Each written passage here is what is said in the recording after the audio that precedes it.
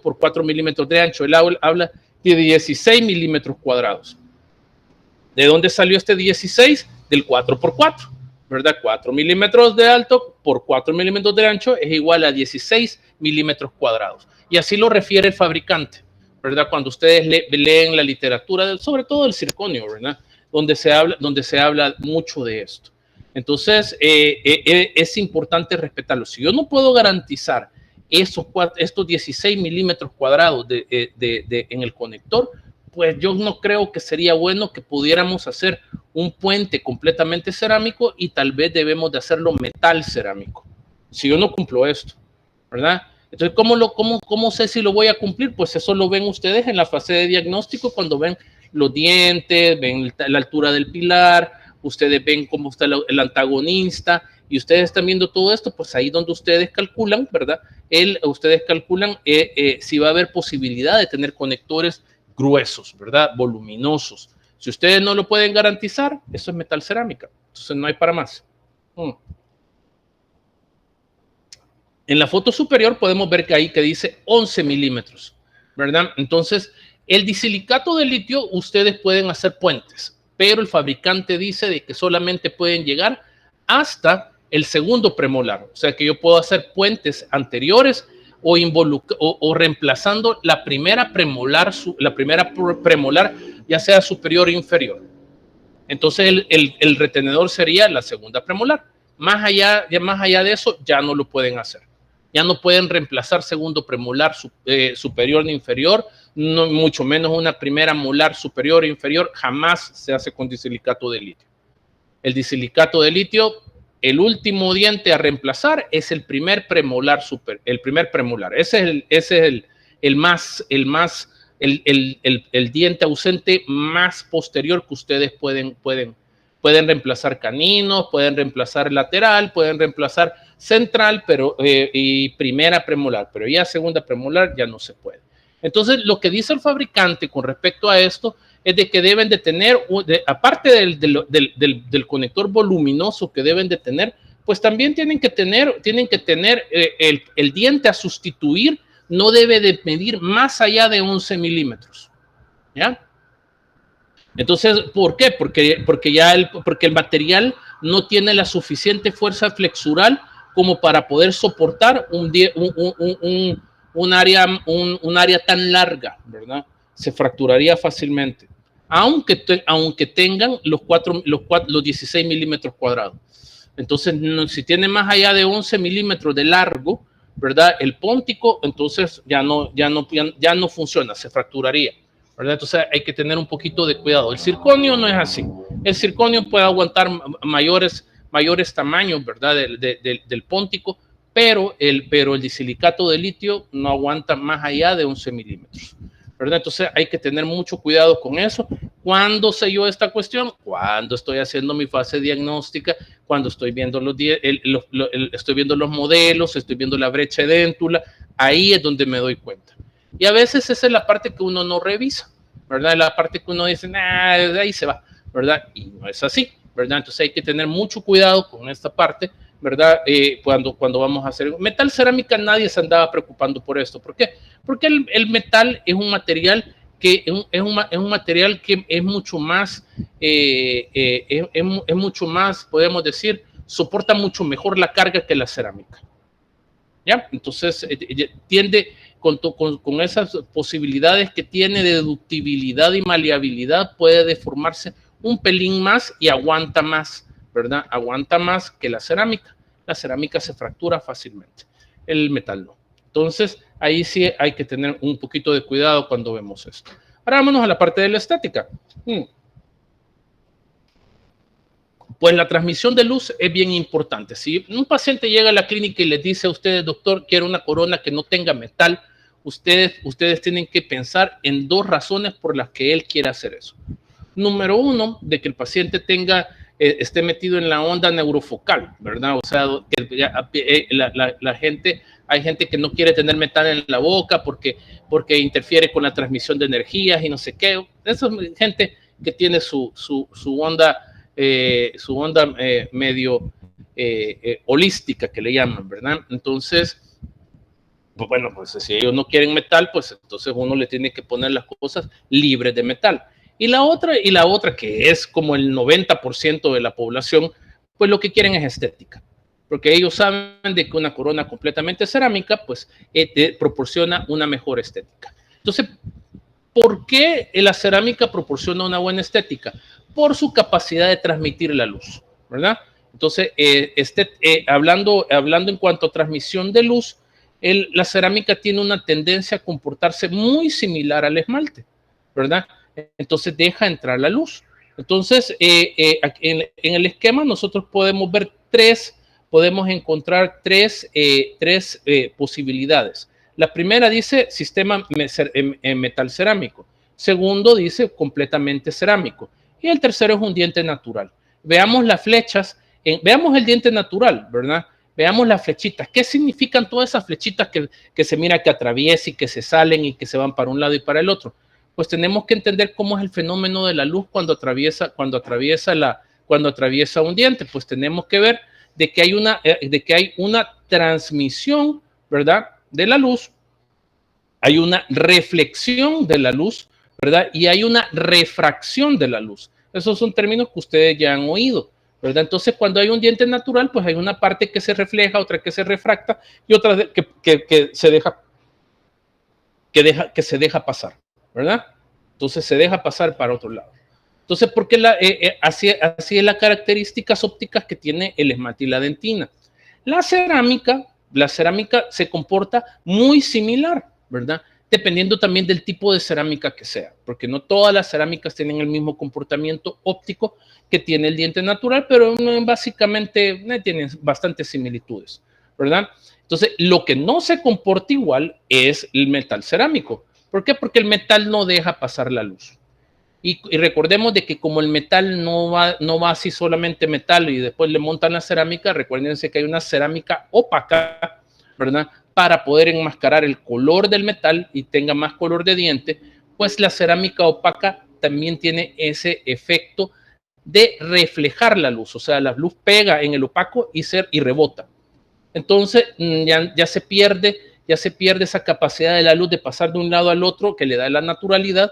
Entonces, al reflejarse la luz en la cerámica, pues ya no se mira igual de buena. Entonces, el laboratorio, ¿qué era lo que tenía que hacer?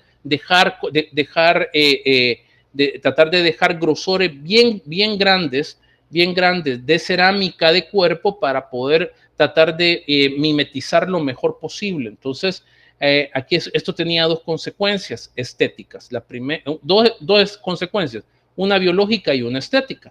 La biológica es de que para ustedes darle cabida a la cerámica de cuerpo, pues tenían que cortar más, ¿verdad? Entonces las preparaciones eran más profundas, de 1.5 en vestibular, ¿verdad? Entonces, la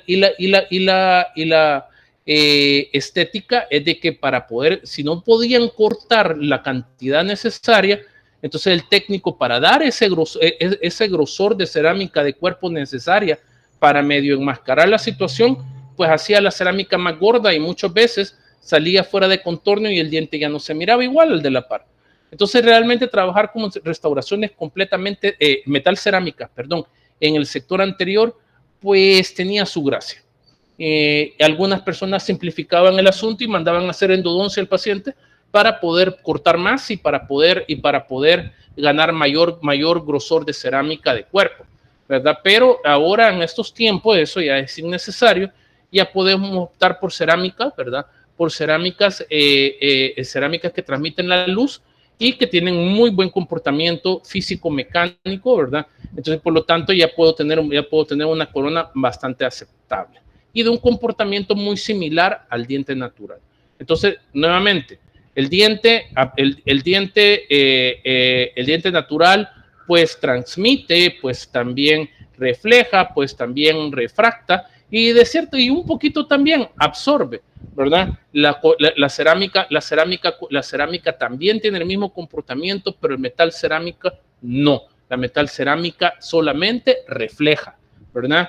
Absorbe y refleja, punto, no tiene más. Entonces, las diferencias en ese sentido, pues, son bastante evidentes. Entonces, veamos ahora el tema de la translucidez. Todos nosotros hemos oído hablar de la translucidez. La translucidez es esa capacidad que tiene un cuerpo de dejar pasar la luz, ¿verdad? Entonces, ¿cómo yo lo veo en la boca? Fíjense, estas son fotografías de libros, no tengo yo fotografías clínicas de esto. Pero vean ustedes donde dice translucidez baja y translucidez alta y vean la diferencia. ¿Qué diferencia ustedes le podrían ver entre la baja y la alta? Vean que vean el borde incisal.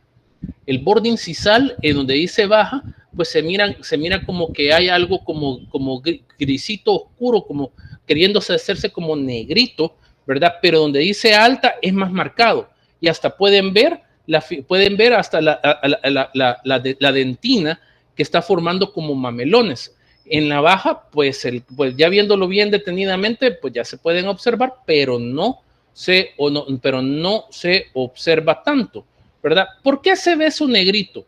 Eso negrito es cuando pasa la luz y llega la luz y la luz se encuentra con la oscuridad de la cavidad oral, del fondo de la cavidad de la boca, del fondo de la boca, que es negro, ¿verdad? Entonces, cuando pasa la luz, se encuentra con esa oscuridad y por eso es que se ve más negro, ¿verdad?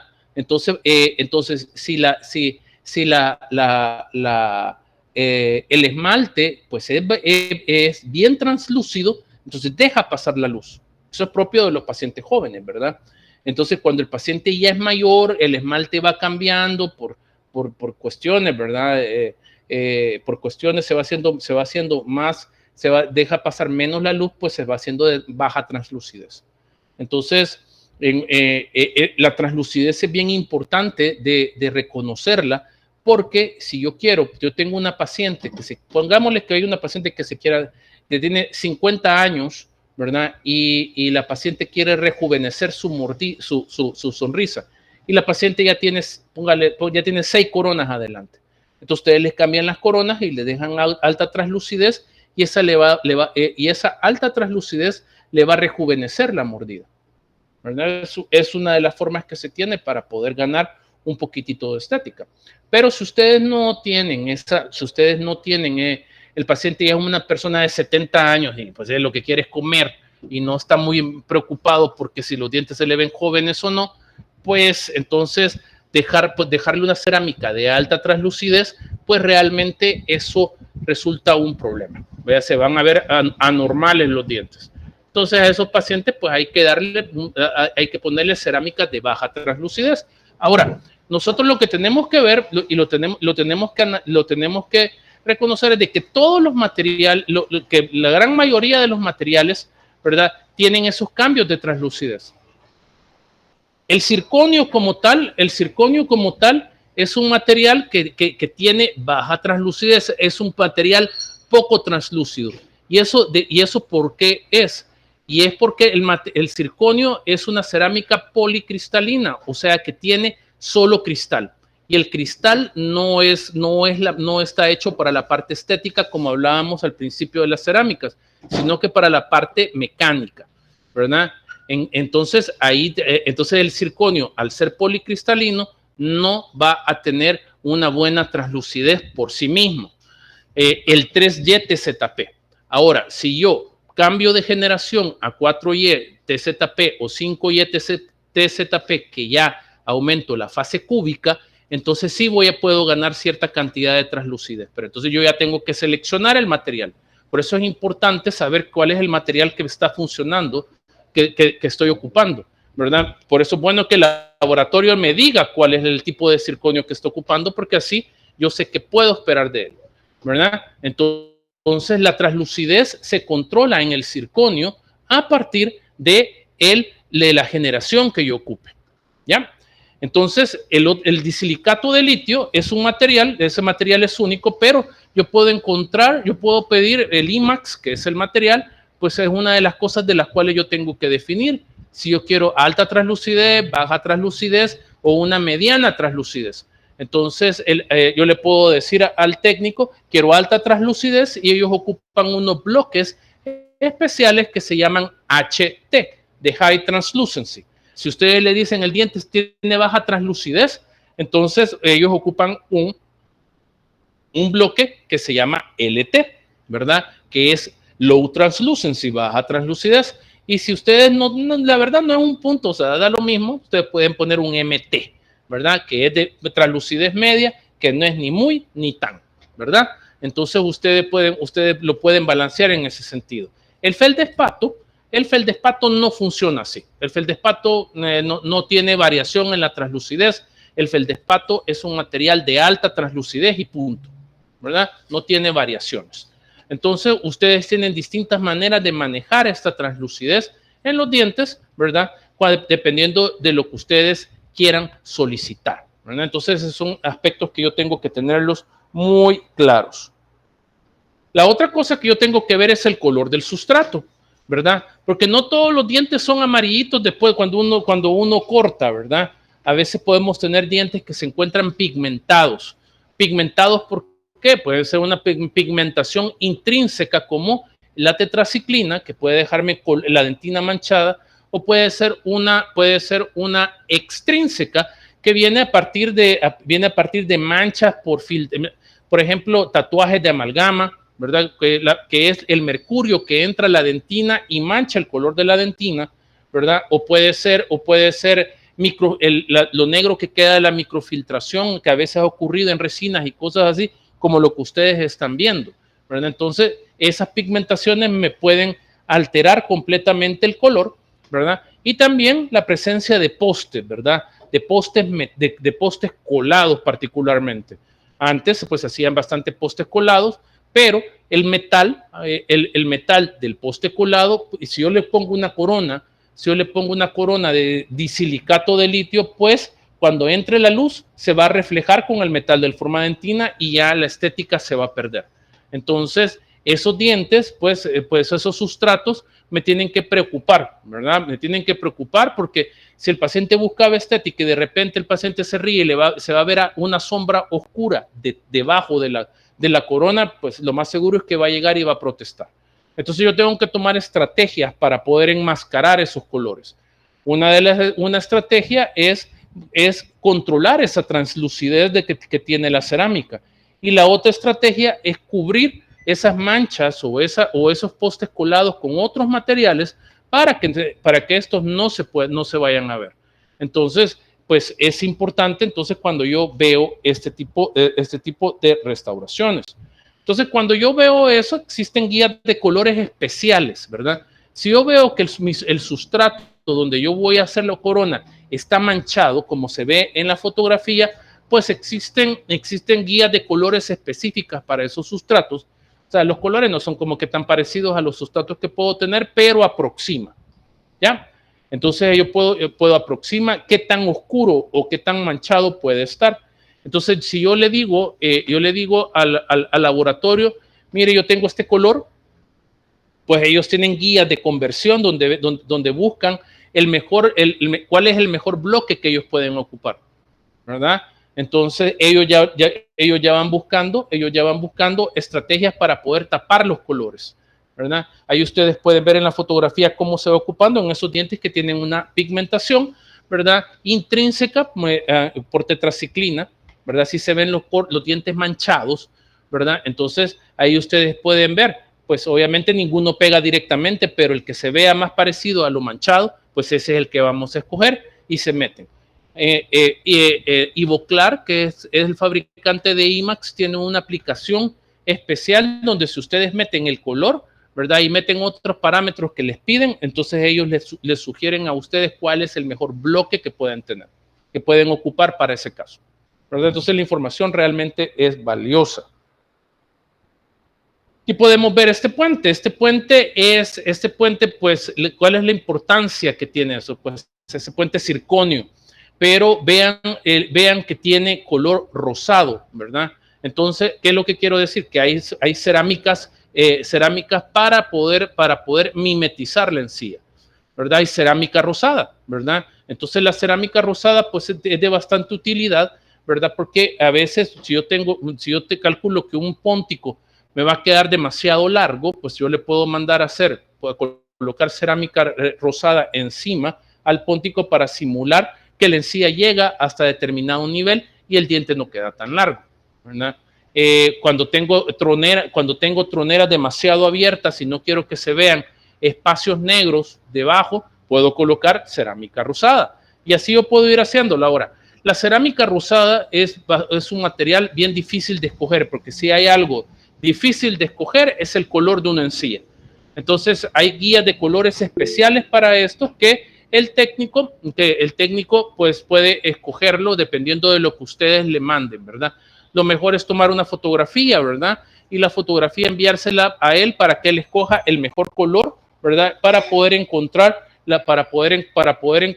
y que no varíe tanto y que no sea estéticamente complicado, ¿verdad? Si le ponen un rosado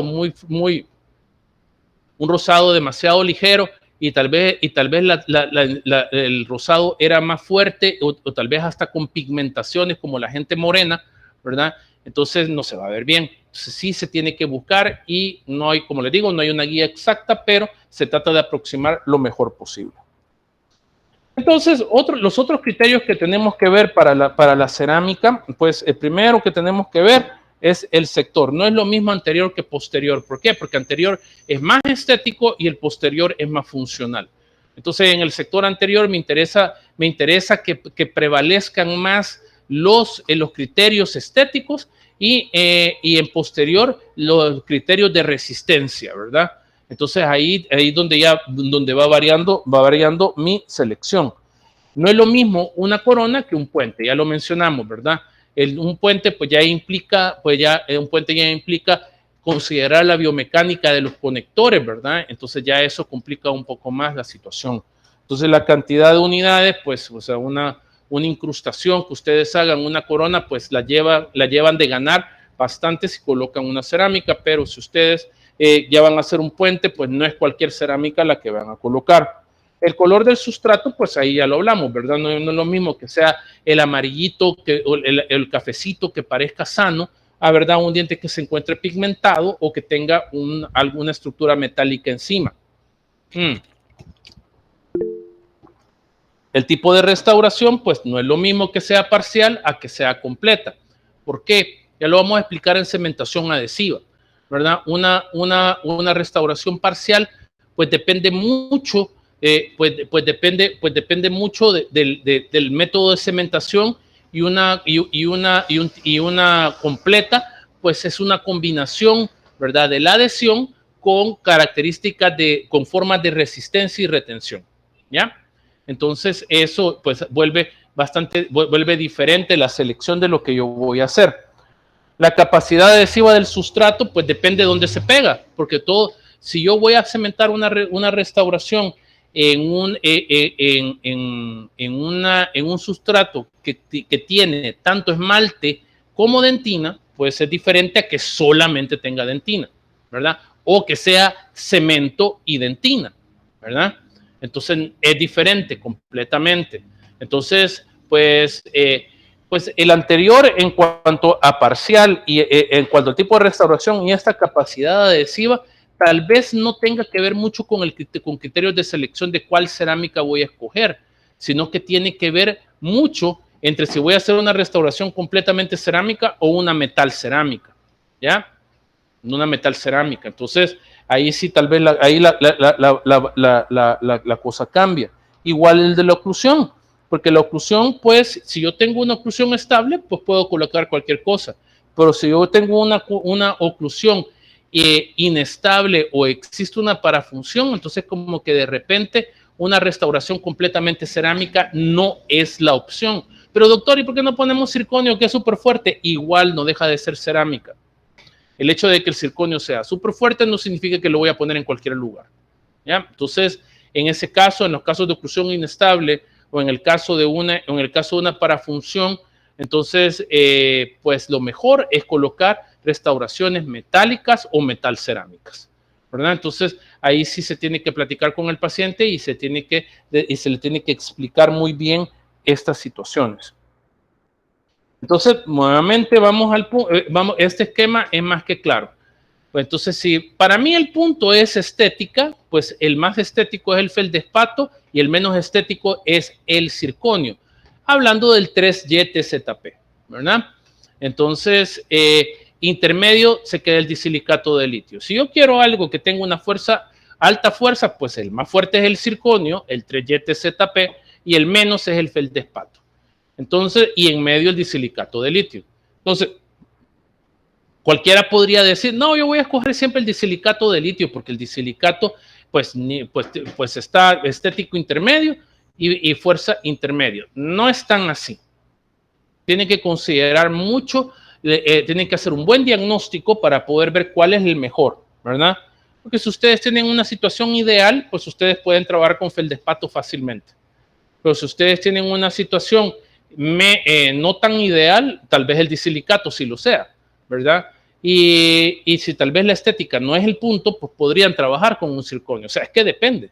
Ustedes ahí tienen que ver el expediente clínico del paciente, tienen que llenarlo muy bien y tener muy claro el motivo de consulta del paciente, ¿verdad? Porque si el paciente les pidió estética, pues tal vez el circonio no sea la elección, ¿verdad? Entonces, y así ustedes tienen que ir valorando tanto como estética como fuerza. Y si nada de eso les funciona, o sea, nada de eso no les termina de convencer, entonces la opción es metal cerámica. No piensen que la metal cerámica ha disminuido. O sea, tal vez donde la metal cerámica realmente ya no se coloca es en el sector anterior, ¿verdad? Porque la gente ya vio que puede tener resultados mucho mejores con restauraciones completamente cerámicas y predecibles y longevas, ¿verdad? Pero en el sector posterior, pues no. En el sector posterior, la metal cerámica sigue siendo una opción muy, muy, muy considerada. Aparte que hay un tema económico, pues, porque en el mercado una restauración completamente cerámica puede andar costando aproximadamente entre 400 y 500 dependiendo lo que sea, ¿verdad? Y dependiendo quién la haga, ¿verdad? Y una metal cerámica pues anda entre 200 y 250. Estamos hablando del doble, ¿verdad? Entonces, pero por eso mismo pues hay que saber escoger muy bien el tipo de cerámica que yo quiero, ¿verdad? Y hablarlo muy bien con el paciente, pues, ¿verdad? Porque solo porque si el paciente bruxa pero el paciente no quiere metal, no significa que le voy a poner circonio, porque aunque el circonio sea una materia muy fuerte, no va a aguantar, ¿verdad? No va a aguantar. Entonces hay que saber hacer un buen diagnóstico y hablar con el paciente. Entonces ya habiendo hablado acerca de lo que son las cerámicas, ¿verdad? Vamos a terminar el proceso, ¿verdad? Ya seleccionamos el material que yo voy a ocupar. Entonces yo ya diseñé, en la clase donde vimos CAD, pues el técnico, perdón, ya diseñó, ¿verdad? La restauración y yo ya le dije el tipo de cerámica que quería. Quiero disilicato, quiero circonio, yo ya lo dije, y el técnico ya tiene la restauración y hoy hay que hacerlo. Entonces, aquí es donde nosotros tenemos que diferenciar, ¿verdad? Todos los procesos de manufactura asistida por computadora, eso es lo que significa CAM traducido, pueden trabajarse de dos maneras distintas. Se puede trabajar de una manera aditiva y se puede trabajar de una manera sustractiva. En pocas palabras, el aditivo es le pongo y sustractivo le quito, ¿verdad? Entonces, el aditivo se hace a través de impresoras 3D, ¿verdad? Y los sustractivos se hacen a través de fresado o tallado, como le quieran llamar, ¿verdad? Entonces, cada una de las cosas, pues, tiene su aplicación. Ahora, si nosotros lo vemos desde el punto de vista, lo vemos desde el punto de vista proyección o por futuro, pues todo parece que todo va por el lado aditivo. ¿Por qué? Porque el aditivo tiene poco desperdicio. En cambio, el sustractivo tiene mucho desperdicio. Entonces, si yo pongo un bloque, ¿verdad? Entonces, para darle forma de corona, yo tengo que quitarle al bloque estructura para que me quede la restauración que yo quiero. O sea, que voy a perder buena parte del material que compone el bloque solo por llegar a esa corona, ¿verdad? Entonces voy a desperdiciar la mitad o más de material que trae ese bloque, porque ya no me sirve para nada más, ¿verdad? En cambio, el aditivo, pues, se va colocando capa por capa, como vamos a ver a continuación, ¿verdad? Y eso, pues, solamente ocupó el necesario, ¿verdad? Entonces la cantidad de desperdicio es mínima, ¿verdad? Entonces ya el punto ya no es ni la precisión, porque antes se pensaba que la parte sustractiva era más preciso que el aditivo, pero las impresoras 3D han cambiado enormemente, ¿verdad? Hay distintos tipos de máquinas y hay distintos tipos de materiales, entonces ya como que esas formas, las curvas que necesitan ser con más precisión, se logran actualmente mejor en un tipo aditivo. Entonces, pero ¿qué puedo hacer yo con una impresora 3D actualmente? Pues puedo hacer modelos. Ya me puedo evitar estar ocupando alginatos, y si tengo un escáner, pues me puedo ir olvidando de la silicona, del yeso, me tengo que olvidar de todo eso y puedo hacer mis modelos con este tipo de materiales que hasta donde yo sé son biodegradables, ¿verdad? Entonces no contaminan el medio ambiente. Entonces, ¿qué más puedo hacer? Puedo hacer férulas, ¿verdad? Para férulas o guardas o cruzales, como le quieran llamar. Puedo hacer guías para colocar implantes. Puedo hacer también prótesis completas y puedo hacer prótesis removibles también. Pero las prótesis removibles, bueno, ya vamos a hablar de eso más adelante.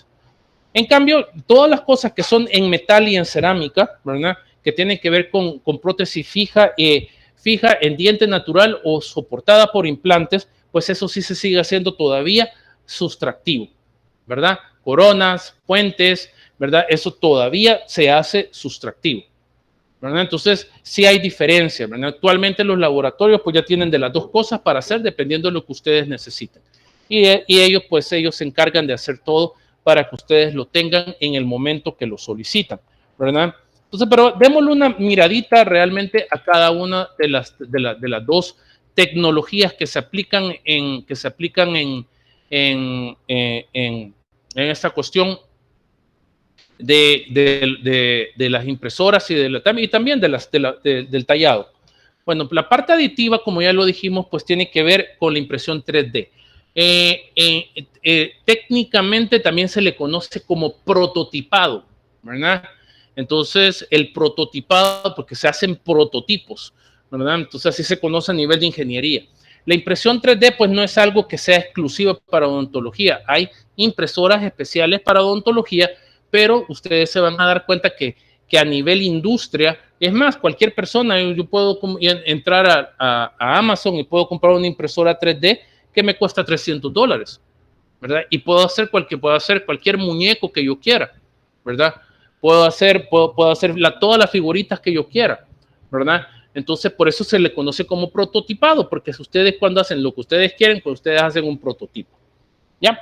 Entonces, ¿cómo funcionan estas impresoras 3D? Estas impresoras 3D van fabricando o van manufacturando el objeto capa por capa, ¿ya? Capa por capa, hasta completarlo, ¿verdad? Entonces, esa forma de trabajo, como dice ahí, pues les permite reducir el gasto de material y pueden fabricarse con detalles muy finos. Depende de la impresora también, ¿verdad?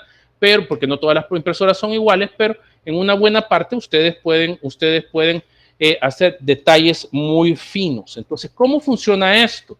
Pues esto funciona, bueno, ya tenemos el archivo con la restauración diseñada. Entonces, las impresoras, sobre todo las impresoras así como buenas, ¿verdad? Como las que tienen una tecnología y tienen una aplicación directa para odontología. Por ejemplo, hay una marca que se llama SprintRay, así se llama, y también hay otra que se llama Formlabs, ¿verdad? Esas son una de las más famosas para odontología, pero esta SprintRay en particular tiene un programa que se llama Rayware, así se llama, Rayware. Entonces, el Rayware, cuando ustedes compran la impresora, ellos le dan una licencia a ustedes para que tengan este programa. ¿De qué les sirve a ustedes este programa? Porque cuando ustedes diseñan en un programa CAD, si ustedes diseñaron en ExoCAD, diseñaron en algún módulo de Sirona o una cosa así, ¿verdad? Ustedes diseñaron la restauración, ustedes generaron un modelo con la restauración. Ustedes generaron un archivo con la restauración, ya lista. Entonces ustedes tienen que apretar un botón para poder mandarla a hacer, ¿verdad? Lo que tengan que hacer. Entonces, en cuanto a impresión 3D, ¿verdad? El programa se conecta con este programa Rayware, ¿verdad? Y el Rayware se encarga de hacerles todo lo que tienen que hacer, ¿ya? Se encarga de hacer todo lo que tienen que hacer y simplemente solamente le apretan Enter y ya empiezan a imprimir. Hacen un par de ajustes e imprimen, ¿verdad? Entonces, de una manera más simplista.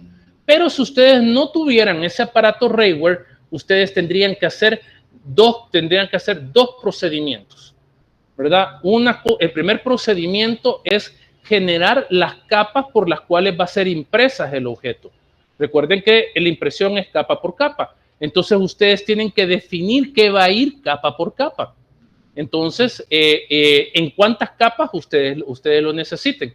Si ustedes hacen capas muy gruesas, pues el detalle no va a ser tan fino, pero si ustedes quieren que el detalle sí sea fino, pues van a tener que hacer más capas. Eso lo hace un programa especial que se llama Slicer, ¿verdad? Es el que hace las capas, ¿verdad? Y después cuando las capas ya están hechas, pues ustedes tienen que traducir las instrucciones, ¿verdad? En lenguaje de la máquina de la impresora que va a hacer el objeto. Entonces les tienen que decir, o sea, las impresoras y las fresadoras no entienden el software como tal. Ustedes tienen que convertir el lenguaje del software CAD, ¿verdad? Lo tienen que transmitir al lenguaje CAM, ¿ya? Es como que si ustedes son gringos y ustedes gringos tienen que diseñar la restauración, pero la restauración va a ser fabricada en Brasil. Entonces, tiene que haber alguien que traduzca lo que ustedes hicieron en Estados Unidos al portugués. Entonces, eso se hace, ¿verdad? Eso lo hace un programa, ¿verdad? Ya hablando digitalmente, lo hace un programa especial y lo que genera es un código G. Así se conoce universalmente en la industria. Toda la industria y la odontología, pues, sabe que el código G es el lenguaje donde se transmiten las instrucciones para poder fabricar el objeto, ¿ya? Y eso, pues, si ustedes tienen el Rayware, por ejemplo, ese software, pues el mismo Rayware se encarga de hacer todo. Pero si ustedes no tienen el Rayware, van a tener un programa para hacer el slicer, el programa se llama Slicer en sí, ¿verdad? Y van a tener otro programa van a tener que hacer otro programa para poder generar ese código G. Entonces, cuando ustedes ya tienen ese código G, ya pueden mandar a imprimir. Entonces se empieza a imprimir capa por capa, hasta tener el objeto impreso, ¿ya?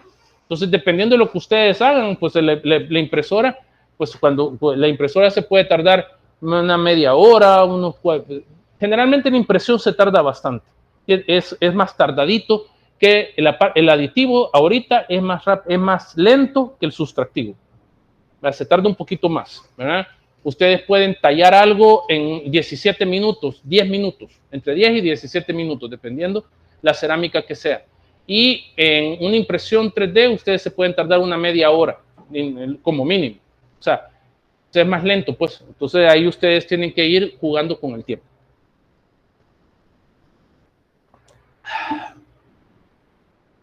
Entonces, nosotros tenemos distintos tipos de impresora 3D, un montón que hay. Pero recuerden de que la impresión 3D no es exclusiva para odontología, sino que tiene que ver con la industria en general. Entonces, ustedes tienen que escoger cuál es la mejor cuál es la mejor para poder utilizar en odontología. Y las mejores son las que vienen de la familia del BAT de polimerización. ¿Qué es BAT? BAT es como una cubeta, ¿ya? Es como una cubeta.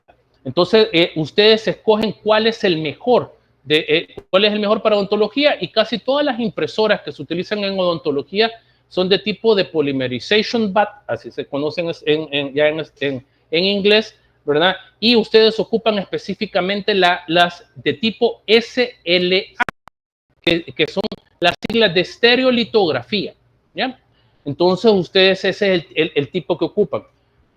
Entonces, ahí podemos ver un montón de impresoras, pero recuerden de que hay de distintos tipos, de las cuales no viene al punto de escribirlas, sino que lo que importa es describir cuáles son las de tipo SLA. Y aquí podemos ver, ¿verdad? Entonces, ¿cómo funciona una impresora 3D?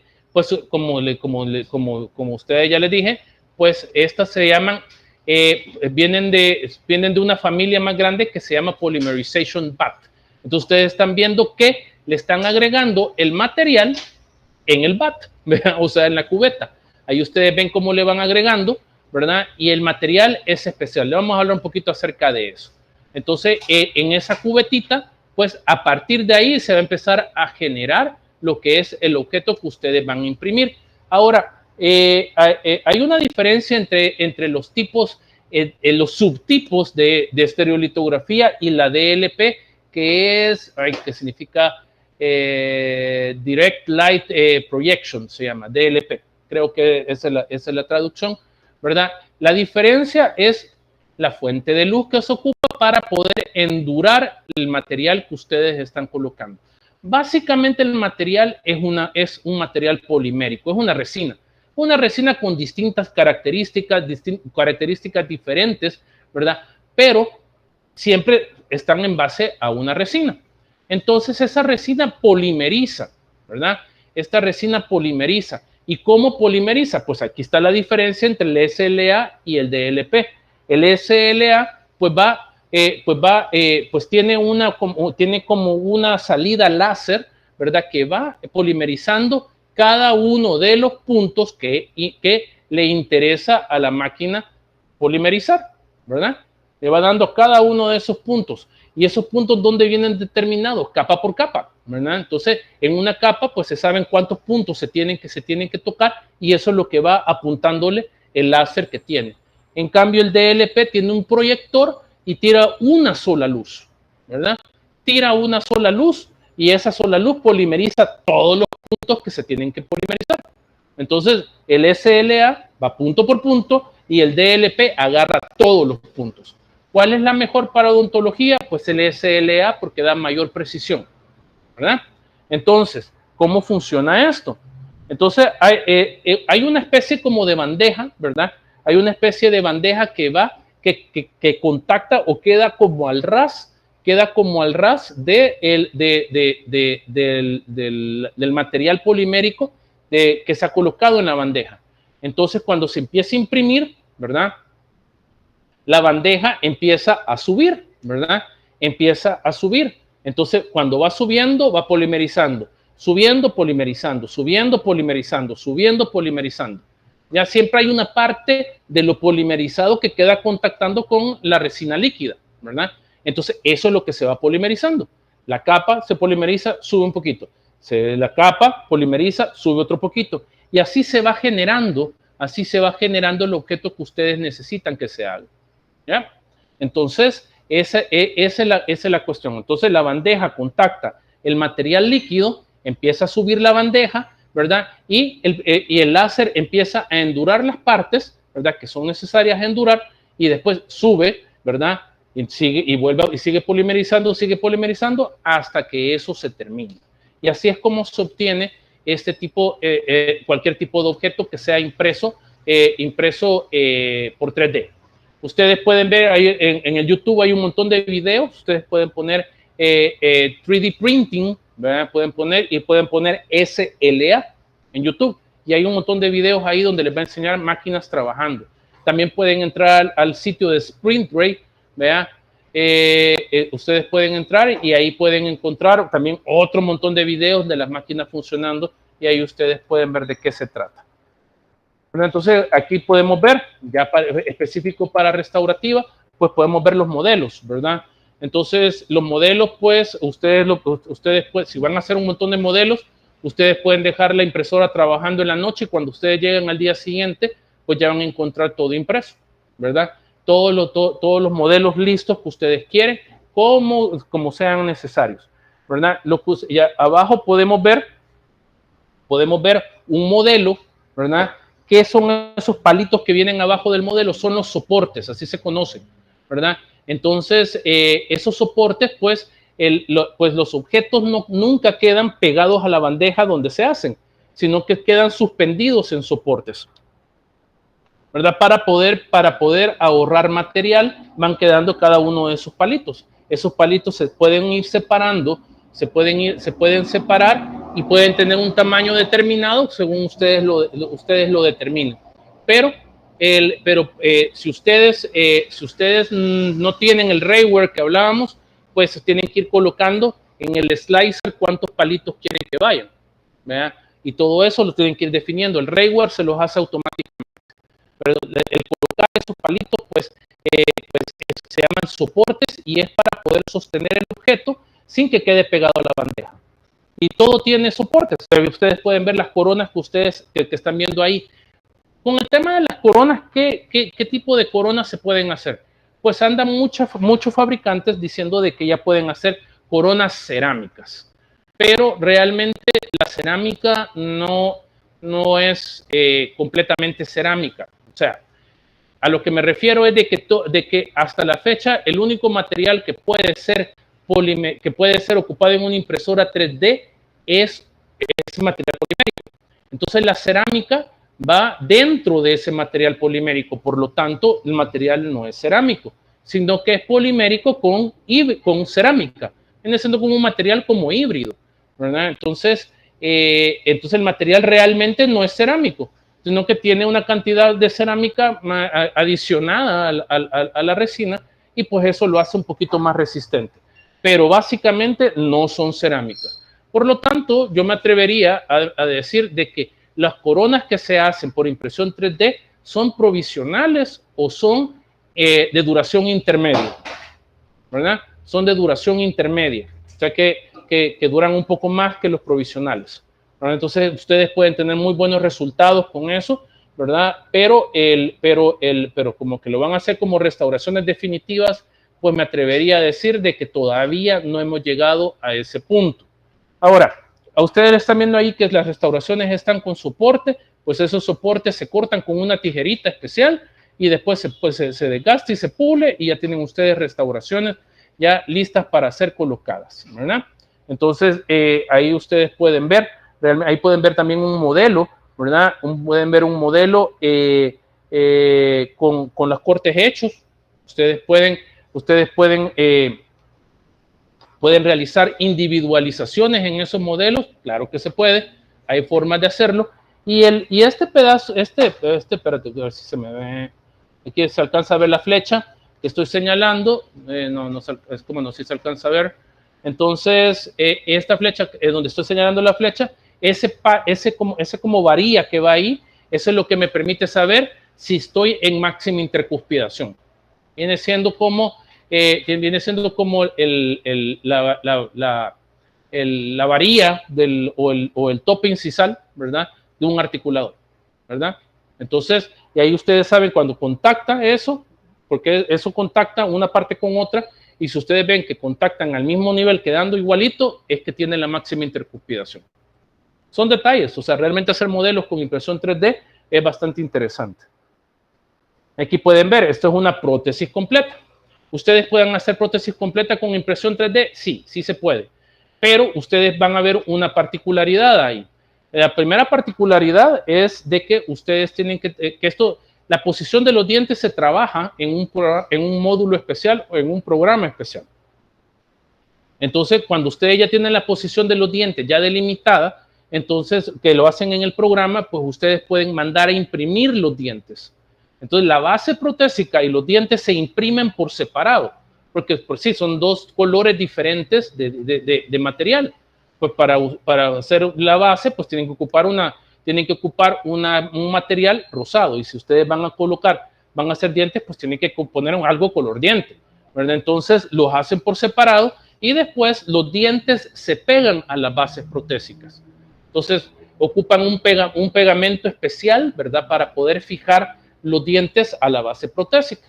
Entonces, ustedes pueden, por ejemplo, en esos pacientes que se hacen cirugías preprotésicas, se coloquen implantes y hay variaciones y ustedes necesitan estar haciendo varias prótesis completas, pues esta es la mejor manera de hacerlo, pues sin tener que mandar al laboratorio. El paciente se espera un ratito, pues sí, ahí está, ya le viene la prótesis en menos de un día ya la tiene, ¿verdad? Y pueden estarla modificando y todo lo que sea hasta hacer la prótesis final. Ustedes pueden ir haciendo eso y es sumamente bueno, pero todavía es una técnica que está en proceso de desarrollo, no está al 100% desarrollada, aparte de que hay una queja de que los dientes se destraban, ¿verdad? De la base protésica, se despegan porque el pegamento a veces no es lo suficientemente bueno, ¿verdad? Estas prótesis completas no se pueden rebasar, ¿verdad? Ya en prótesis completa van a entender cuál es de qué se trata el concepto de rebasar.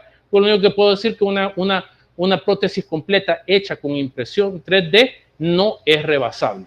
No se puede rebasar. ¿Por qué? Porque el material que se ocupa para impresión 3D, el material polimérico, es diferente al acrílico que ustedes ocupan normalmente y que los laboratorios ocupan para hacer una prótesis completa. ¿Pueden hacer prótesis parciales removibles? Sí. De hecho, pueden hacerlas de dos maneras. La primera manera es imprimir el removible, o sea, diseñar el removible en un programa CAD, ¿verdad? Y después mandarlo a hacer en impresión 3D y eso después se manda a colar, porque la resina o el material polimérico que se ocupa para hacer este tipo de cosas se conoce como calcinable, que significa que se puede quemar, ¿verdad? Entonces, entonces ustedes trabajan en la prótesis parcial removible bajo la técnica de cera perdida que explicábamos en prótesis fija el ciclo pasado, ¿verdad? Entonces ustedes pueden hacerlo con una técnica de cera perdida, imprimen 3D el removible y ya les sale colado.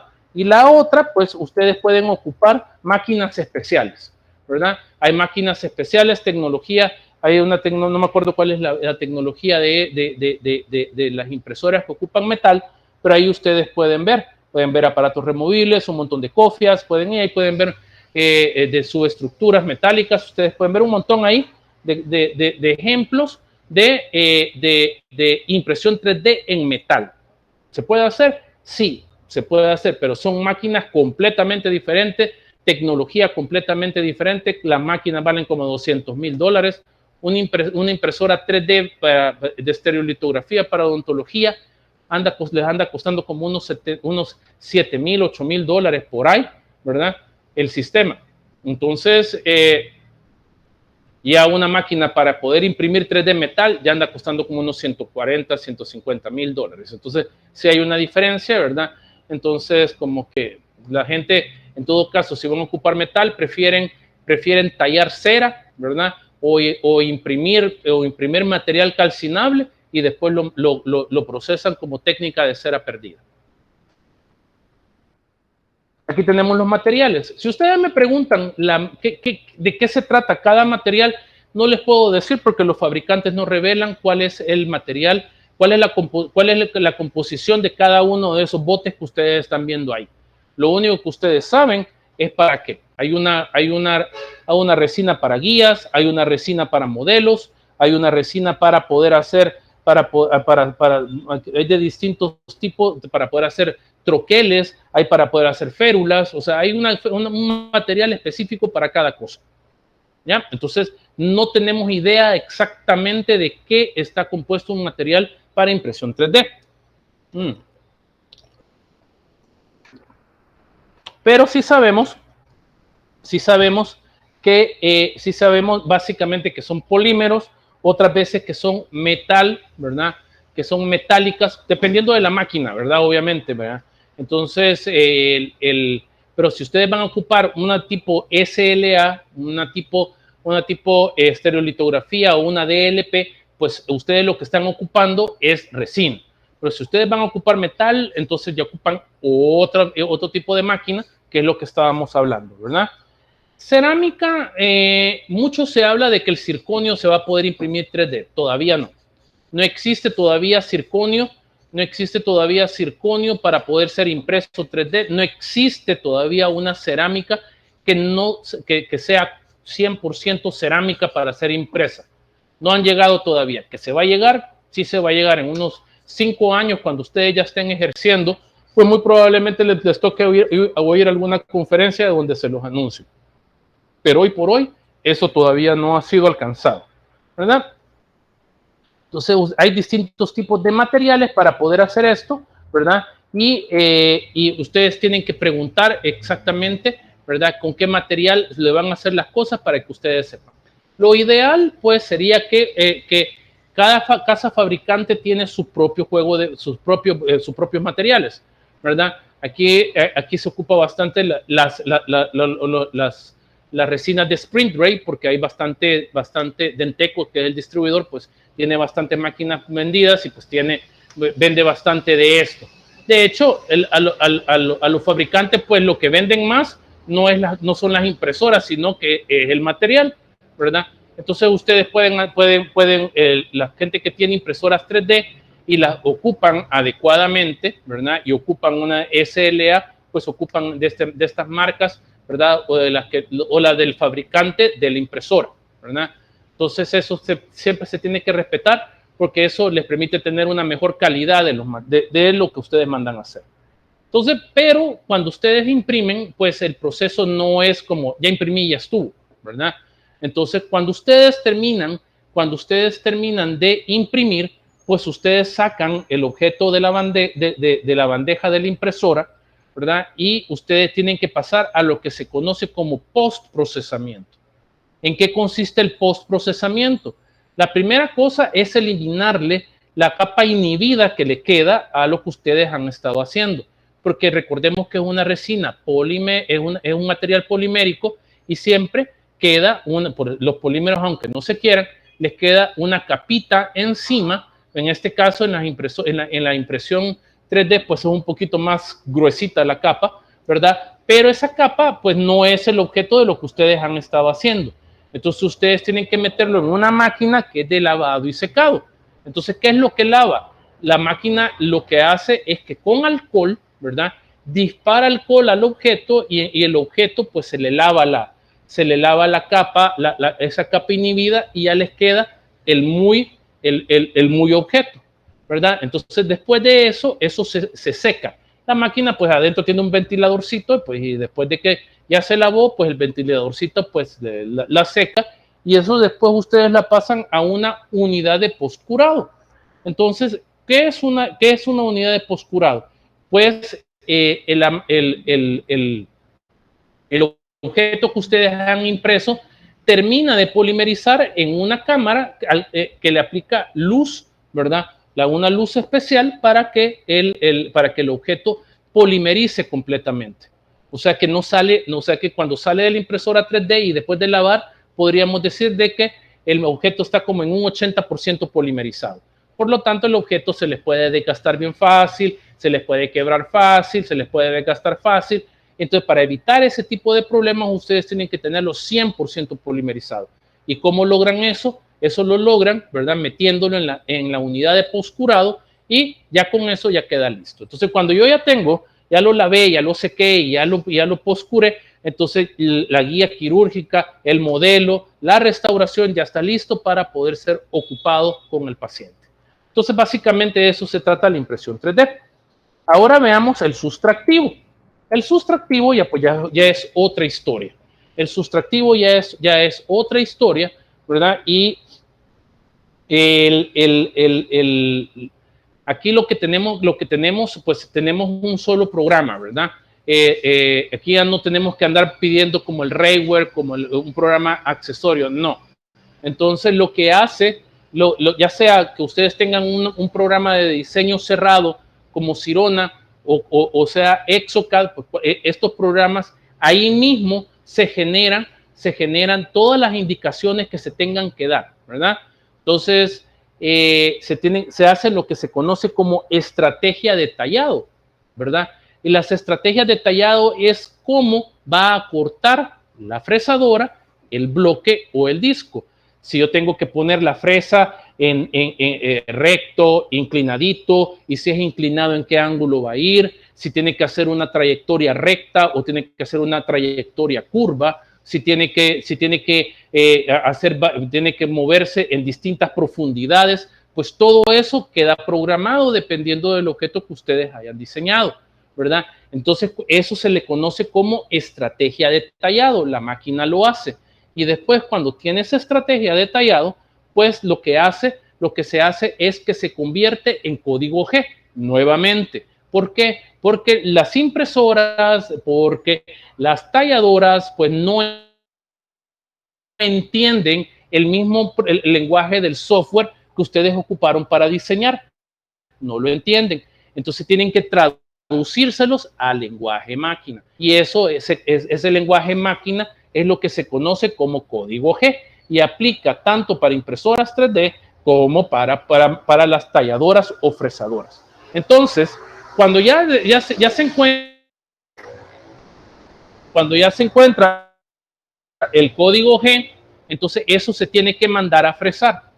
Entonces, el nombre legal de las fresadoras es NCU, Numerical Control Unit. Así se le conoce en industria. Porque los ingenieros ocupan también ocupan impresoras 3D y también ocupan fresadoras, ¿verdad? Todos ocupan. Si ustedes van a la facultad de ingeniería y ustedes le preguntan si tienen una NCU, se las van a enseñar. Y si ustedes le preguntan si tienen una impresora 3D, se las van a enseñar. ¿Por qué? Porque se ocupa a esos niveles. Y a todo nivel se ocupa, ¿ya? Entonces, pero para odontología, las NCU son especiales. Ya las vamos a ver. Entonces, las NCU son las talladoras o fresadoras. ¿Y qué es lo que hace las NCU? Fresan o tallan, ¿verdad? Entonces, los procesos de fresado o tallado pueden ser húmedos o secos, ¿verdad? Dependiendo del material, el material que se vaya a ocupar. Entonces, ¿qué significa? De que yo puedo fresar en seco o puedo fresar echándole agua a lo que estoy fresando y eso es lo que se conoce como húmedo. Depende del material que está ahí. El seco es circonio, metal y cera y húmedo es cerámica vítrea y composite. Entonces las fresadoras pues tienen que tener la posibilidad de hacer ambos procedimientos o como hacen en algunos laboratorios, tienen unas para hacer seco y tienen otra para hacer húmedo. Ahí depende, ¿verdad? Entonces depende de lo que ustedes escojan. Y ahí después de eso, cuando ya fresó o talló en seco o en húmedo, ustedes van a tener ya la restauración tallada en un lapso de 10 a 17 minutos, dependiendo del material que sea. Y ahí podemos ver, arriba podemos ver una NCU para bloque y abajo podemos ver una NCU para un disco. Son completamente diferentes. ¿Por qué? Por la forma en que agarran el bloque y por la forma en que agarran el disco, ¿verdad? O sea, no es lo mismo. Tienen se llaman soportes, ¿verdad? Pues los soportes donde se ponen los bloques y los discos son diferentes.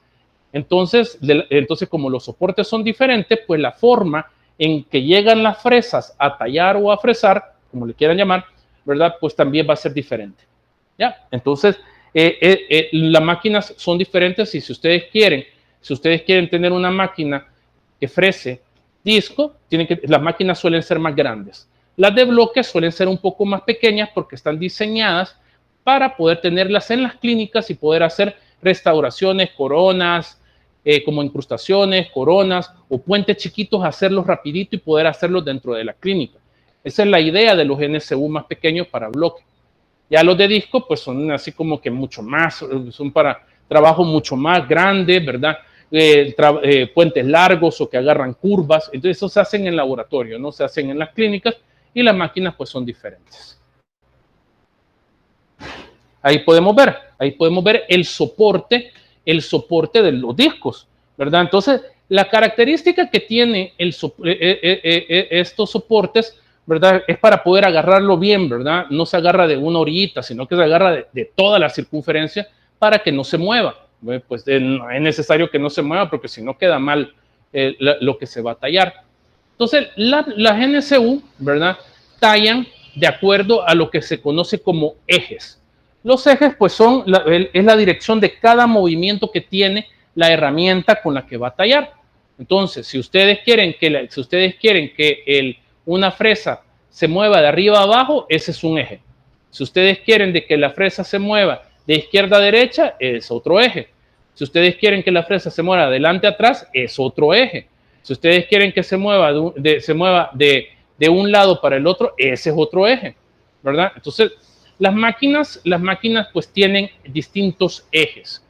Ahora se sabe de que una máquina Las máquinas en general se tienen que mover en 5 ejes, ¿verdad? Se tienen que mover en 5 ejes, ¿verdad?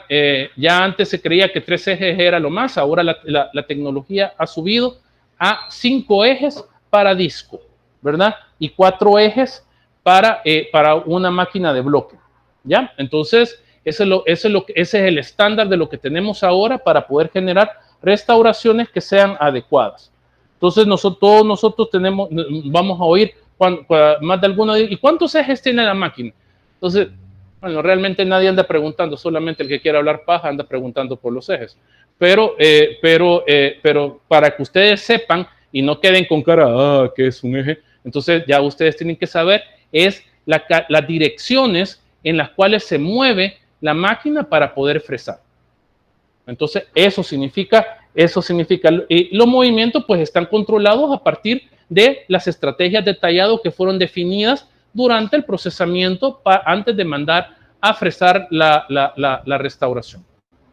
Entonces, eso no lo definen ustedes, sino que lo define la computadora, la estrategia de tallado la define la computadora automáticamente. Cuando ustedes le ponen Enter para fresar, la máquina se dedica a hacer todo. Ustedes no meten mano. Solamente lo único que tienen que ver, lo único que tienen que hacer ustedes es ir a poner el bloque o ir a poner el disco en el soporte y ahí empieza a trabajar el solito. No tienen que hacer nada más. Ahí ustedes pueden ver.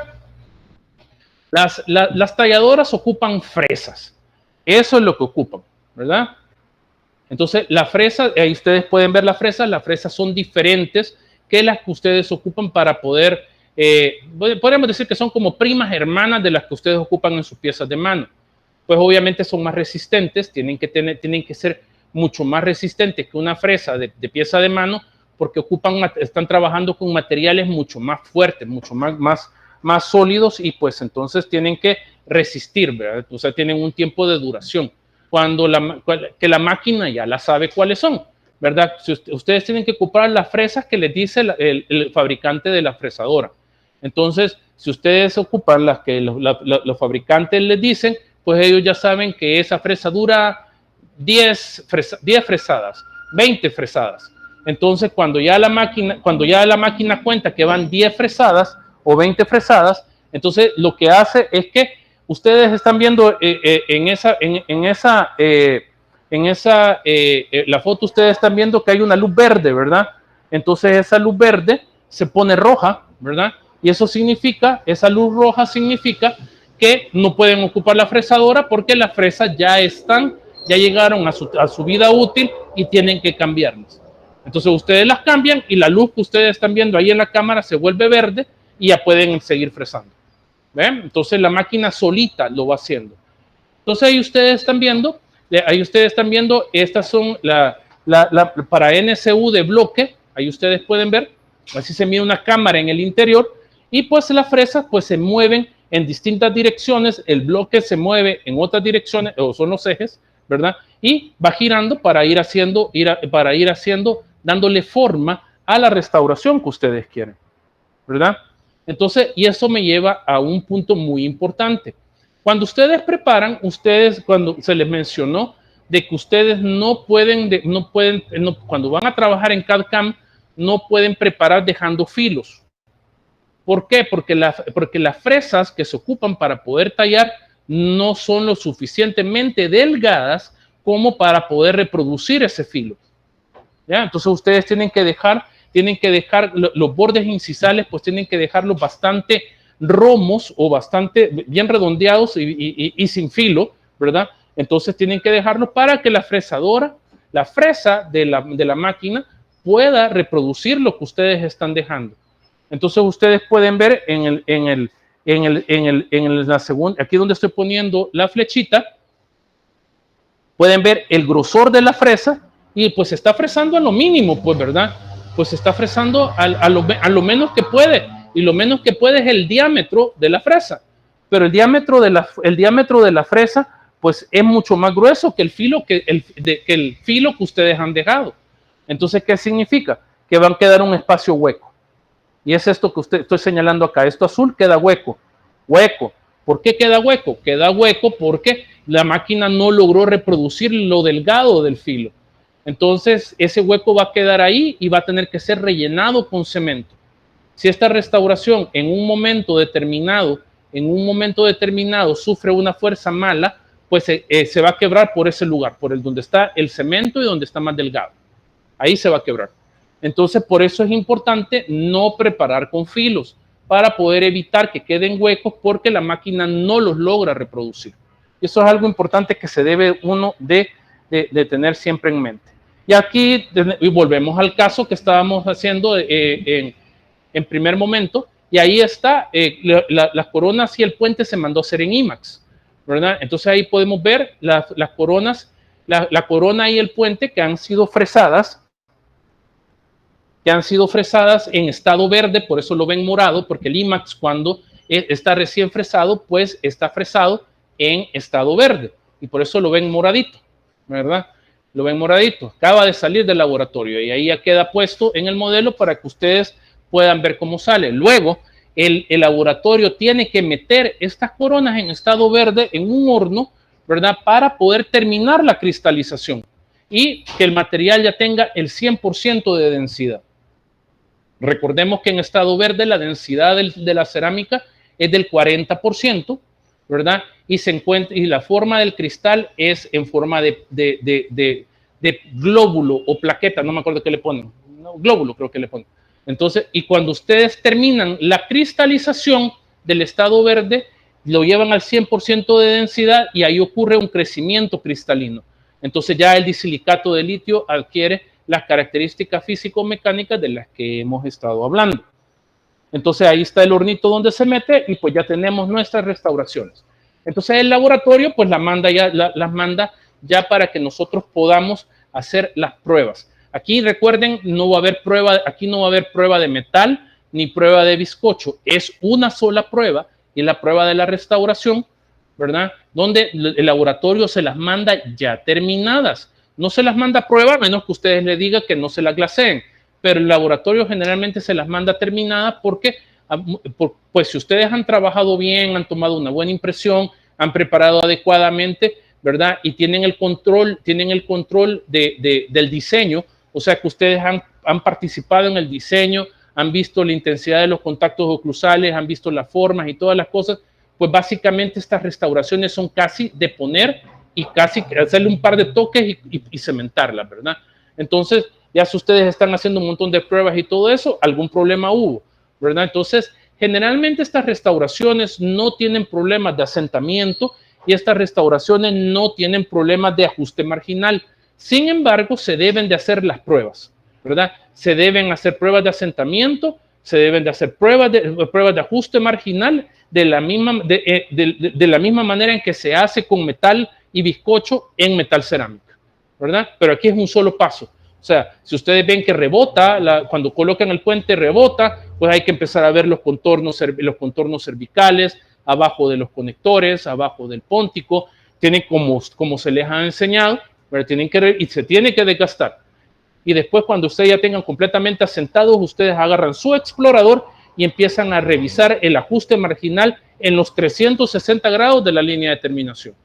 Entonces, son pruebas que se hacen, que las tienen que hacer, siempre se hacen, ¿verdad? Si la corona, el puente va a quedar como tiene que quedar, se van a tardar ni 10 minutos en hacerlo. Pero, y van directo a la cementación. Por eso es importante conocer los materiales, conocer las preparaciones y tener una buena comunicación con el laboratorio para que la última cita sea una cita rápida, ¿verdad? Rápida. Si ustedes hacen bien las cosas, yo he hecho una vez hice un puente, ese fue el puente más rápido que he hecho. Fue un puente que hice un puente de circonio de 3 unidades. El primer día preparé y puse provisional y tomé impresiones porque lo hice como usuario digital. Y lo mandé al laboratorio con toda la información y el siguiente día medio revisé porque quedó nítido y cementé. 2 citas me tardé. Eso no significa que siempre se van a tardar lo mismo. A veces se pueden tardar 3 citas, a veces hasta 4, ¿verdad? Pero todo depende de cómo ustedes trabajen y cómo tengan ustedes de estandarizados sus procedimientos, ¿verdad? O sea, yo siempre he pensado de que si ustedes trabajan mal metal cerámica, van a trabajar igualmente mal un puente completamente cerámico. Entonces, si ustedes quieren trabajar bien los puentes completamente cerámicos, tienen que haber trabajado bien metal cerámica. ¿Ya? Mucha gente dice que porque se enseñan ciertas cosas, que ahora los tiempos son diferentes con el escaneo y que lo digital, pero si ustedes no saben hacer las cosas análogamente, ¿cómo esperan saber hacer bien lo digital? Si ustedes tienen problemas en digital, ¿cómo creen ustedes que cómo se solucionan los problemas? De forma análoga. Entonces tienen que saber las cosas, aunque ustedes no lo quieran, ¿verdad? Entonces no son retrocesos, sino que las dos cosas se llevan a la par. Se tienen que llevar a la par y se tienen que hacer de una manera sistemática para obtener resultados predecibles. Entonces, ¿qué es lo que ustedes van a usar?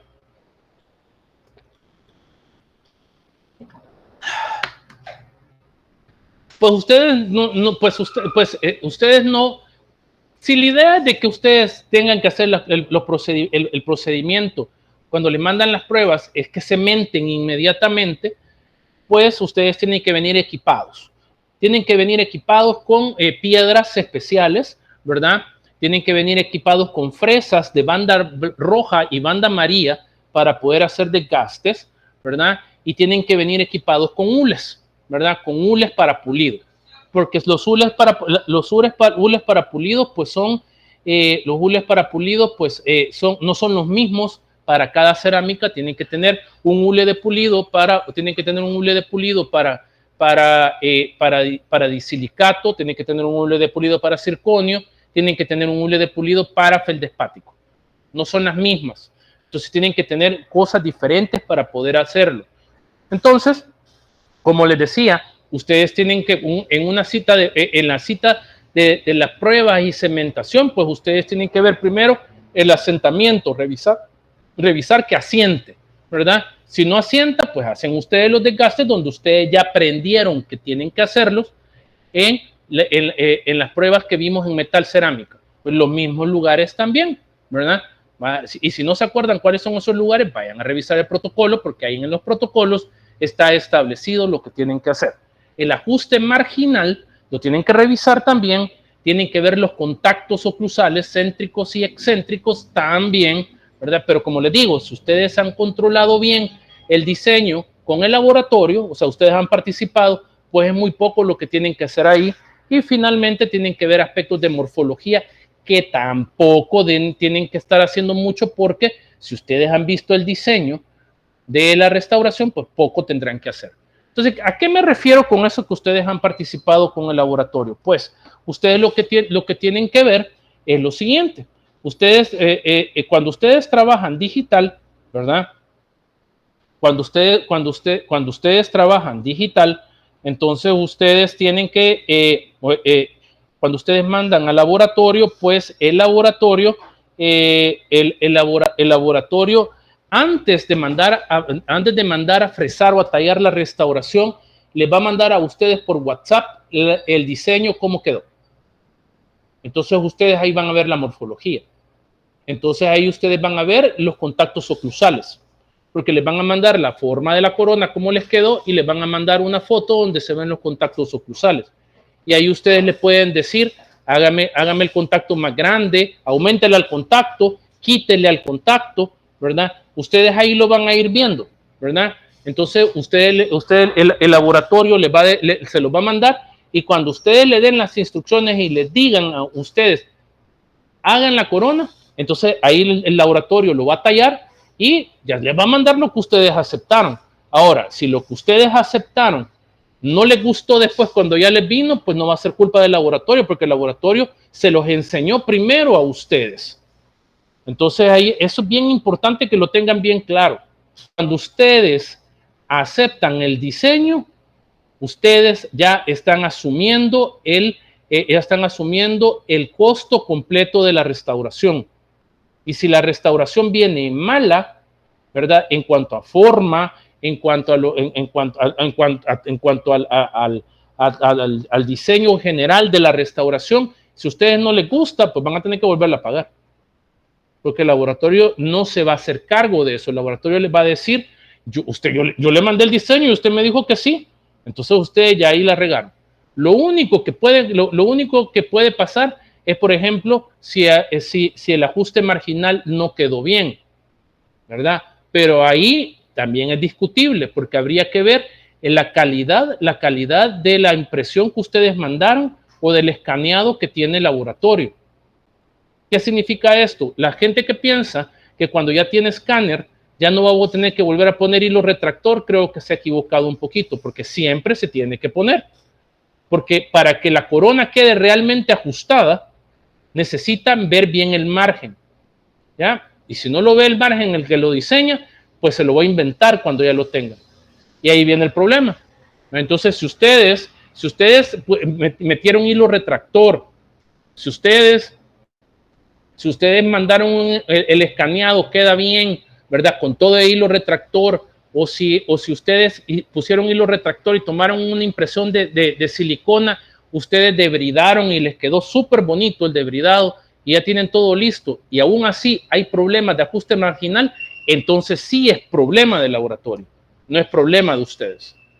Pero si ustedes mandan una impresión toda horrible, ¿verdad? Todo saliviada, la línea de terminación, todo lleno, todo contaminado de sangre, el escaneado todo feo. O sea, entonces sí, realmente van a haber los problemas vienen del lado del operador y no del lado del laboratorio. Y para terminar, vamos a ver un par de diapositivas de cementación. Entonces, la cementación, ¿verdad? La cementación pues ha cambiado.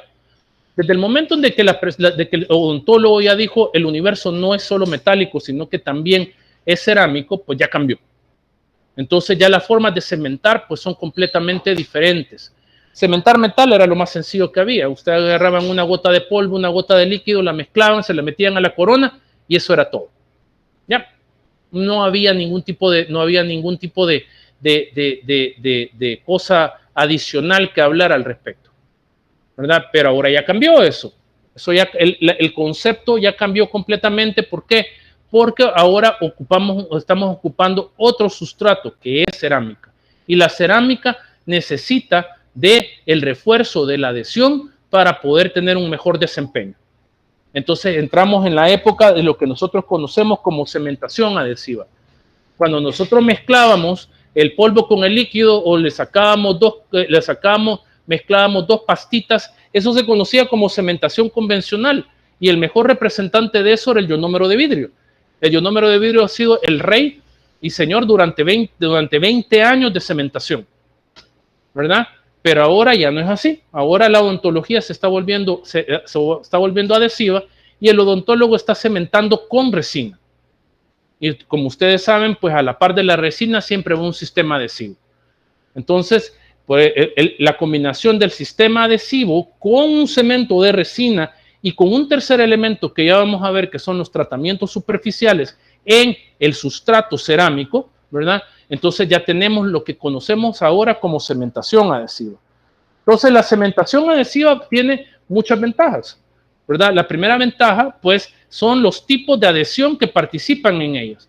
Pues el primer tipo que tenemos es la de tipo mecánica, ¿verdad? ¿Cuál es la de tipo mecánica? La que proporciona la fricción de la restauración con las paredes de la preparación. Entonces aquí hablamos de largo y angulación de las paredes, y hablamos de fricción de las paredes, ¿verdad? Entonces tenemos eso, y eso es una gran ayuda. Entonces tenemos una retención micromecánica, que es la que proporciona la capa híbrida cuando yo ocupo un sistema adhesivo sobre el diente. Y tenemos también una química que es la que se genera entre materiales o entre materiales y tejido dental, ¿verdad? Por la formación de enlaces químicos, ¿verdad? Entonces eso ya son tres formas de adhesión: mecánica, micromecánica y química, las que tenemos en una cementación adhesiva. Entonces, si yo hago una corona sobre un pilar que tiene 4 milímetros de altura, pues probablemente la parte micromecánica y química pues salgan sobrando. ¿verdad? Solamente con la mecánica, con ese largo de las paredes me sea suficiente, probablemente, ¿verdad? Pero si yo tengo una incrustación, ¿verdad? Si yo tengo una caría, ¿verdad? Entonces, esa retención micromecánica y esa retención química son fundamentales, ¿verdad? Entonces, tengo que valerme de las tres cosas, ¿verdad? Para poder hacer una mejor restauración. Entonces, la cementación adhesiva, pues, combina tres tipos de adhesión, ¿verdad? Y eso lo vuelve muchísimo mejor que el ionómero de vidrio, que solamente tenía un tipo de adhesión, que era la mecánica. En algunos lugares se dice que la adhesión del ionómero de vidrio, o sea, la adhesión del ionómero de vidrio es una circunstancia, o sea, fortuita, o sea, es algo que por casualidad iba pasando, pero tanto, eso siempre lo digo clara y abiertamente, el ionómero de vidrio, cuando uno le pregunta a la gente, ¿cuál es la propiedad más importante del ionómero de vidrio? Liberación de flúor, adhesión, y cualquiera de esas dos son casualidades del material y no son algo importante. Hay cosas más importantes dentro de ese material, ¿verdad?, que se tienen que discutir y no es ni el flúor y no es ni la adhesión. Entonces, un cemento para fijar una corona a base de ionómero de vidrio, pues realmente no es ninguna de esas características la que da el éxito. Es la forma de resistencia y retención que tienen esas paredes, ¿verdad?, esas paredes del pilar, las que da la retención mecánica. No tiene nada que ver con lo otro. Entonces, como una cementación adhesiva, como lo mencionábamos, tiene que ver con la aplicación de un sistema adhesivo en el diente, tiene que ver con un cemento de resina, que es el agente cementante, y tiene que ver con un tratamiento superficial en la cerámica, ¿ya? Entonces, son tres partes, ¿verdad? Sistema adhesivo en diente, tratamiento superficial en cerámica y el cemento de resina que se agarra de los dos lados. Entonces, yo ahí voy a tener una cementación adhesiva a toda regla, ¿ya? Entonces, ustedes solamente ponen el sistema adhesivo, pero no ponen el tratamiento superficial, pues no hay cementación adhesiva. Si ponen, no, mejor eso lo explico después. No voy a hacer que los confunda. Pero sí tengo que tener claro de que son tres partes, ¿verdad? Sistema adhesivo, cemento de resina y tratamiento superficial. Y lo tengo que ejecutar dentro de un protocolo para poder hacer la cementación. Entonces yo tengo que tener una serie de cosas que me van a ser útiles. La primera cosa que estamos hablando, que es el sistema adhesivo, pues yo tengo que recordar, ¿verdad? Actualmente ya no nos rigen las generaciones de los sistemas adhesivos, pero siempre es bueno tenerlas en la mente para poder ubicarnos de qué se trata. Pues entonces nosotros trabajamos con adhesivos generalmente de quinta generación, ¿verdad? Y existen, de ahí están los adhesivos de sexta y séptima, sobre todo los de sexta generación, ¿verdad? Y de ahí venimos a los adhesivos universales, ¿verdad?, que son los tipos de adhesivos que estamos ocupando actualmente, ¿verdad? Entonces, pues, distintos tipos, y con cualquiera de estos sistemas adhesivos podemos realizar cementación adhesiva. Ahora, hay algunas consideraciones que se deben de tomar. La primera es si uso o no uso ácido grabador, ¿verdad? Si yo uso ácido grabador, pues yo voy a tener fuerzas adhesivas mucho más fuertes a que no lo use, ¿verdad? Ustedes saben que hay sistemas adhesivos que no necesitan de grabado, sino que lo que realizan es una modificación del barro dentinario a partir de los monómeros acídicos que contienen, ¿verdad? Entonces, esos no ocupan grabado. Entonces, esos adhesivos pues generan una menor adhesión, una menor fuerza de adhesión. Los que ocupan un grabado sí generan una alta fuerza de adhesión. Entonces, ¿qué significa? Si yo voy a cementar una incrustación, como que de repente me serviría más ocupar un sistema adhesivo que grave. Y si voy a cementar una corona sobre unas paredes largas y bastante rectas, entonces tal vez el grabado me resulte innecesario. Entonces los requerimientos de fuerza adhesiva que yo tenga depende mucho. El tejido coronal remanente también es importante, porque ustedes saben, yo puedo tener un tejido sano, puedo tener un tejido esclerosado, ¿verdad? Puedo tener un tejido cariado aún, ¿verdad? Tal vez pueda estar desmineralizado, tal vez no cariado, pero sí desmineralizado, secundario a una caries, lo puedo tener, ¿verdad? Entonces, yo tengo que considerar eso para escoger la estrategia adhesiva que yo voy a necesitar, ¿verdad? Y finalmente, la sensibilidad postoperatoria. Pues yo tengo que considerar la sensibilidad postoperatoria porque si yo grabo en dentina profunda, muy probablemente voy a tener un problema de sensibilidad, ¿verdad? Entonces, todas esas cosas debo de considerar, ¿verdad? Cuando yo voy a escoger. La parte de sistemas adhesivos, pues no voy a entrar a profundidad porque realmente es algo que ustedes ya tienen que tener conocimiento de ello. Y si no, pues los remito a las clases de que la gente de operatoria les ha dado acerca de sistemas adhesivos para que se recuerden muy amigablemente de ellos. Doctor Roque les habló.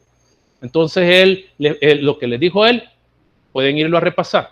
Y ahí ustedes pueden tener ustedes una buena orientación. Aquí lo tengo enfrente y está diciendo de que si no se acuerdan, les va a preguntar en clínica. Entonces, pero sí es importante tener eso. Y con esta terminamos y es el tipo de cemento. Pues los cementos de resina, pues es igual que una resina, lo único que un poquito más adelgazada, ¿verdad? Entonces es un poquito más adelgazada, pero yo puedo tener 3 tipos de cementos de resina. Primero, dual. ¿Vean? ¿Cuál es el cemento de resina dual? Es el que ustedes pueden fotopolimerizarlo y ustedes pueden permitir un autocurado, que él, al mezclarlo, él solo polimerice. Ese es el dual. De ahí tenemos fotopolimerizable, que solamente polimeriza por luz. Y de ahí tenemos un dual autoadhesivo, que es igual que el dual, que puede ser polimerizar por luz o por la mezcla, dejarlos por reacción química, van a polimerizar, pero tienen la particularidad de tener el sistema adhesivo incorporado, porque tiene monómeros acídicos en su interior y al tener monómeros acídicos el material puede realizar esa modificación del barro dentinario y obtener cierta cantidad de adhesión, ¿verdad? Entonces puedo tener ese dual autopolimerizado. Entonces, ¿cómo puedo diferenciar diferenciar entre dual y un fotopolimerizado? Vean los émbolos, ¿verdad? Pues vean el émbolo del dual y del autoadhesivo. Vienen 2 barritas. ¿Qué significa? Que vienen 2 tubos porque tienen 2 pastas que se mezclan una con otra. Vean el del fotopolimerizado, solamente es uno. ¿Por qué? Porque la resina ya viene preparada, solamente para ser aplicada para el momento. Entonces, el fotopolimerizado, pues es un material que ustedes solamente lo van a ocupar para fotopolimerizado, solo lo van a ocupar para carillas. Y es necesario que sean carillas porque la carilla es tan delgada que deja pasar la luz. ¿Verdad? Es tan delgada que deja pasar la luz. Entonces, si ustedes van a hacer una carilla donde la luz ya no va a pasar, porque es muy gruesa, más allá de 1.5 ya se considera gruesa, entonces esa ya no pueden ocupar un fotopolimerizable, sino que tendrán que ocupar uno dual. ¿Ya? Entonces, las carillas que son delgadas de 1 milímetro, ¿verdad? De 1 milímetro o menos, esas van con fotopolimerizado. ¿Por qué? Porque la luz pasa por la carilla y polimeriza. Pero si ustedes no tienen eso, pues tienen que ocupar dual. Casi que, si ustedes no hacen carilla, casi que todo pasa por un dual o por un dual autoadhesivo. Ok. Y nos vamos a quedar acá.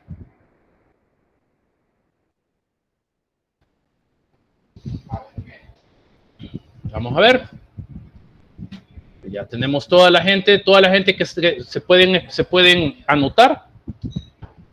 De que, para pasar la lista, por favor.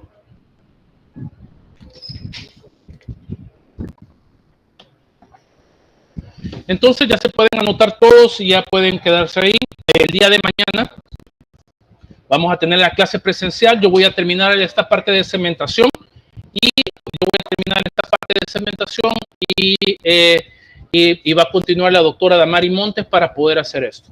Y cualquier duda que ustedes puedan tener, me la pueden hacer el día de mañana, ¿verdad? Para poder aprovechar el tiempo. Así que eso sería todo por el día de hoy y les agradezco mucho la escuchada. Este tema es bastante bonito, hay un montón de cosas que se tienen que hablar, ¿verdad? Y creo que salimos bien con esto. Ok, bueno, pasen muy buena tarde y nos vemos el día de mañana presencialmente.